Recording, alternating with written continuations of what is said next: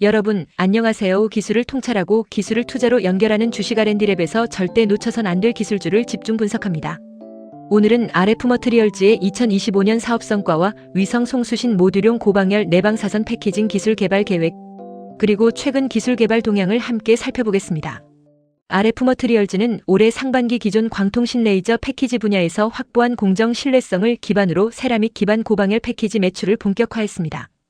영업이익률도 10%를 넘기며 흑자 구조를 확립했고, 이 수익을 바탕으로 다음 성장축인 우주급 전자부품 개발에 자금을 집중하고 있습니다. 핵심은 바로 내방사선과 고방열, 그리고 밀폐형 허메틱 세 가지 기술을 하나로 묶은 패키지입니다. 위성 내부는 지상보다 훨씬 혹독한 환경입니다. 강한 방사선과 극심한 온도 변화 속에서 소자가 안정적으로 작동하려면 패키지가 방패 역할을 해야 합니다. RF머트리얼즈의 고방열 내방사선 패키지는 바로 그 방패를 더 단단하게 만드는 기술입니다.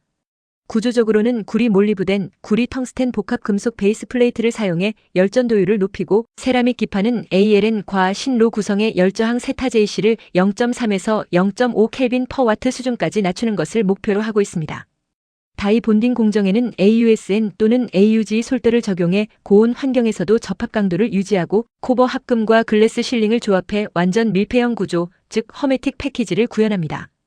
이 과정에서 방사선에 의한 재료 열화나 누설을 최소화하기 위해 오니 PD 다층 도금 스택을 사용하고 COTS 업스크리닝 절차를 병행해 상용 부품의 신뢰성을 우주급 수준으로 끌어올립니다. 이 업스크리닝은 단순한 선별이 아니라 고온 진동 방사선 환경에서 수십 회 반복 시험을 거쳐 통계적으로 신뢰성을 검증하는 과정입니다. RF머트리얼즈는 이 기술들을 K카 대역 LTCC, HTCC 공정과 결합해 위성 송수신 모듈의 소형화, 경량화, 고효율화를 동시에 추진하고 있습니다. 최근 글로벌 시장에서도 이러한 고신뢰 패키징 수요는 폭발적으로 증가하고 있습니다. 에리오 통신 위성이 수천 기 단위로 발사되면서 송수신 모듈의 출력 밀도와 열 밀도가 급격히 상승했기 때문입니다.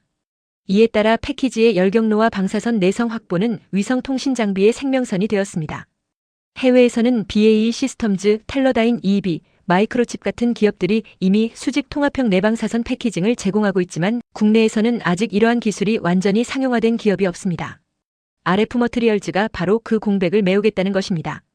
현재 회사는 국책 프로젝트를 통해 우주급 HTCC 허메틱 실링 기술과 TID, 백 KRAD 이상 내구성 확보를 목표로 실증 중이며, 열진동 방사선 시험 데이터를 데이터베이스화해 우주 신뢰성 라이브러리를 구축하고 있습니다. 향후 이 기술은 위성뿐 아니라 드론, UAM, 방사용 레이더, 의료 이미징 장비 등 고신뢰 전자기기에 폭넓게 적용될 수 있습니다. 결론적으로 RF머트리얼즈는 2025년을 기점으로 민수용 패키지 기업에서 우주급 패키징 전문 기업으로 도약하는 전환점을 맞이했습니다. 이 회사의 성장 여부는 결국 세 가지 데이터에 달려 있습니다. 첫째, 열저항 세타제이시 수치가 목표값을 달성하는가. 둘째, 허메틱 누설률이 MIL STD 883TM 1014 기준을 만족하는가. 셋째, COTS 업스크리닝 합격률이 안정화되는가. 이 세 가지가 공식적으로 검증되는 순간 RF머트리얼즈는 국내에서 처음으로 우주 신뢰성 패키징 솔루션을 완성한 기업으로 평가받게 될 것입니다. 오늘 내용의 핵심은 간단합니다. 패키징은 단순한 케이스가 아니라 위성의 생존율을 결정하는 핵심 기술이며, RF머트리얼즈는 그 기술을 현실로 옮기고 있습니다. 이 기술이 완성되는 순간 한국의 위성 부품 산업은 한 단계 도약하고, 회사의 주가 역시 기술력과 함께 움직일 것입니다. RF머트리얼즈의 주가 상승할 기술 개발에 대한 좀 더 자세히 쉽게 설명하겠습니다. 끝까지 시청하시면 투자에 대한 핵심 포인터를 챙겨가시면 좋겠습니다. 오늘은 RF머트리얼즈가 본격적으로 추진 중인 위성 송수신 모듈용 고방열 내방사선 패키징 기술에 대해 이야기하겠습니다. 단순히 우주에서 작동하는 부품 하나를 만든다는 개념이 아닙니다. 이것은 방사선이라는 눈에 보이지 않는 에너지와 싸우고, 극한의 진공과 온도 변화 속에서도 안정적으로 작동하는 우주급 전자부품의 심장을 만드는 일입니다.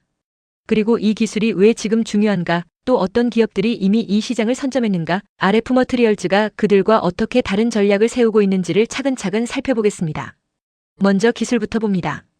위성 내부의 전자부품은 지상과 다르게 우주 방사선, 극저온, 진공 환경에서 장시간 버텨야 합니다.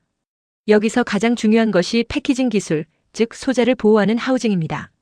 RF머트리얼즈가 개발 중인 기술은 레이디에이션 하던드 패커지, 즉 내방사선 패키지입니다.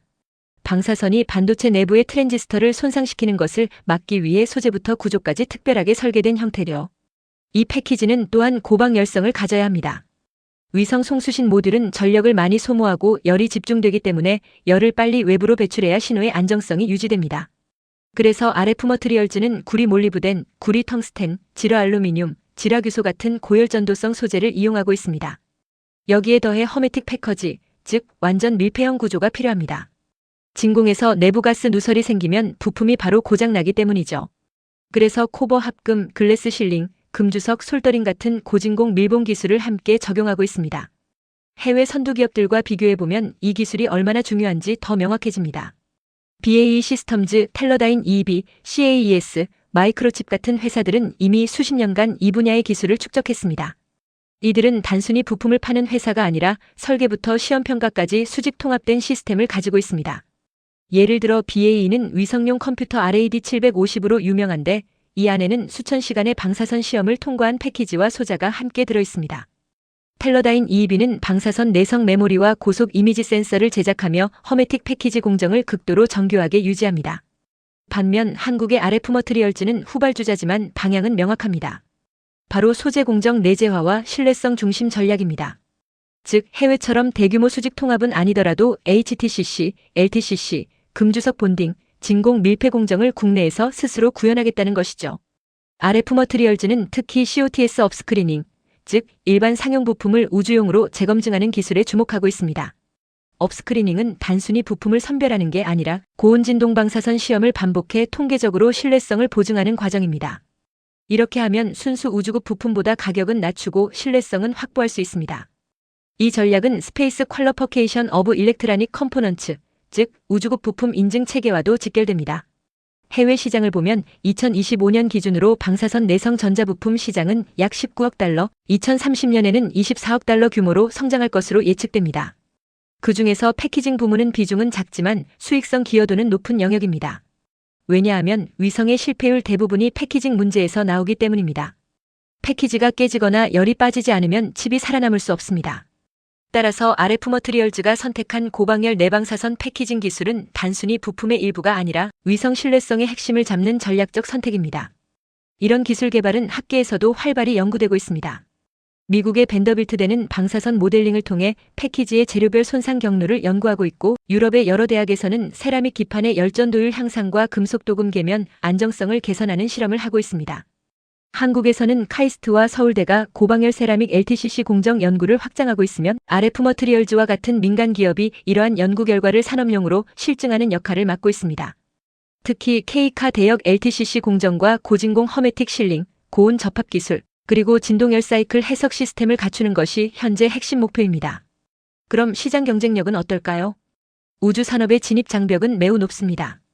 소재 공정 인증 시험 인프라 납기 신뢰성까지 모두 검증받아야 하기 때문입니다. 하지만 이런 높은 장벽이 바로 RF 머트리얼즈의 기회이기도 합니다.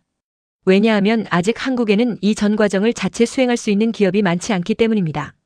즉 RF 머트리얼즈가 이번 기술을 완성한다면 국산 우주급 패키지 시장의 독점적 위치를 차지할 가능성이 높습니다.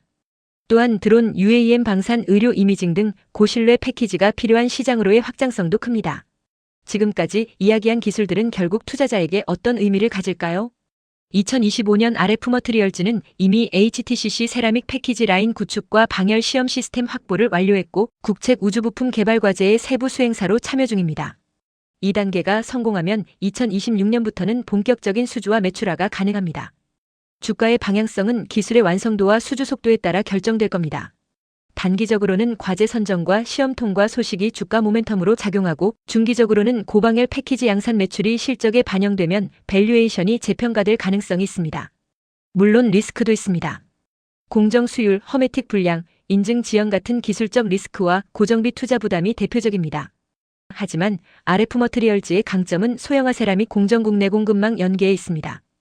이미 광통신 레이저 모듈 패키지 분야에서 실적을 쌓았기 때문에 우주 분야로의 확장은 자연스러운 진화라고 볼 수 있습니다. 정리하면 RF 머트리얼즈의 고방열 내방사선 패키징 기술은 우주 신뢰성 확보라는 시대적 과제에 직접 맞닿아 있으며 민수방산 우주를 잇는 핵심 소재 산업의 허리 역할을 하게 될 것입니다. 기술적 관점에서 보면 방열 구조의 열저항 세타 JC를 낮추고 허메틱 누설률을 MIL STD 기준으로 제어하며 방사선 시험 통과 데이터베이스를 확보하는 것이 곧 주가 상승의 전조가 될 것입니다. 여러분 오늘 들으신 내용의 핵심은 단 하나입니다. 패키징은 단순한 케이스가 아니라 우주 산업의 생명선이라는 점입니다. RF 머트리얼즈가 이 기술을 완성할 때 한국의 위성 부품 산업은 진정한 자립 단계로 들어설 것이며 투자자에게는 중장기 성장의 상징이 될 것입니다. 지금까지 RF 머트리얼즈의 위성 송수신 모듈용 고방열 내방사선 패키징 기술 이야기였습니다. 기술을 통찰하고 기술을 투자로 연결하는 주식 R&D랩에서 설명한 지식이 투자에 도움이 되셨나요? 구독과 좋아요, 알림, 댓글 부탁합니다.